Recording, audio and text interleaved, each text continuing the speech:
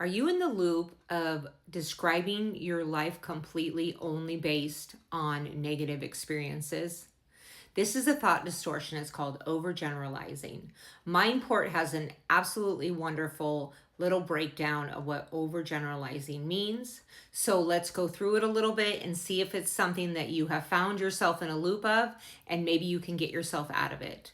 So the first thing is assuming the worst outcomes in situations.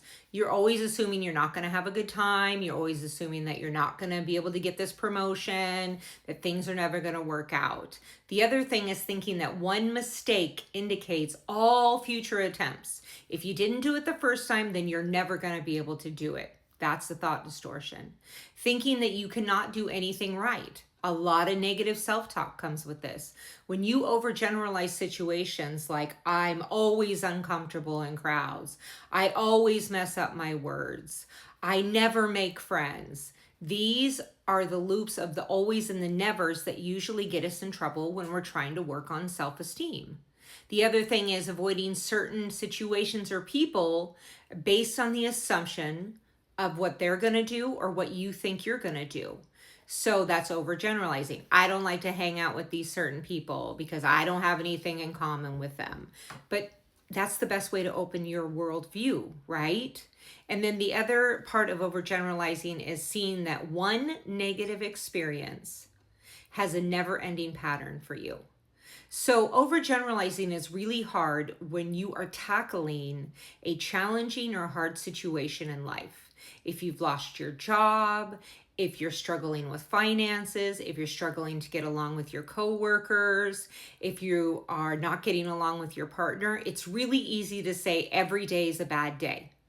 But you can fix that and you can recognize the thought distortion and then you can reframe, which is really important, right? So instead of using those always and those nevers, you can say, sometimes I get very anxious in crowds. Sometimes certain people rub me the wrong way. Sometimes my partner and I don't get along very well. So there's just a way that you can change the wording so that you're not overgeneralizing, right? It goes back to that. If you have a bad 5 minutes in a day, why do we think the whole day should be thrown away at that point? That's the same type of thinking, right? So, and then they use the example. If you had $100 in your bank account and $10 would taken away, would you then say you don't have any money at all? That's not what's going on, right? So it's really looking at situations, not overgeneralizing A, your day, or B, your life, and finding ways to reframe this in a way that it's not all bad all the time. It's just sometimes you have days that are hard and you're going to have days that you struggle, especially with self-esteem, especially with relationships and things like that. So I hope that's helpful today. And so some of these sentences that he talks about that you can reframe is, sometimes people don't agree with me, but sometimes people do.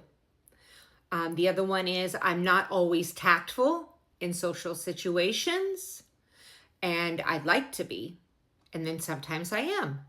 So it's really getting down to the precise language, not overgeneralizing, and really just saying what's going on in its truest, most authentic, honest form.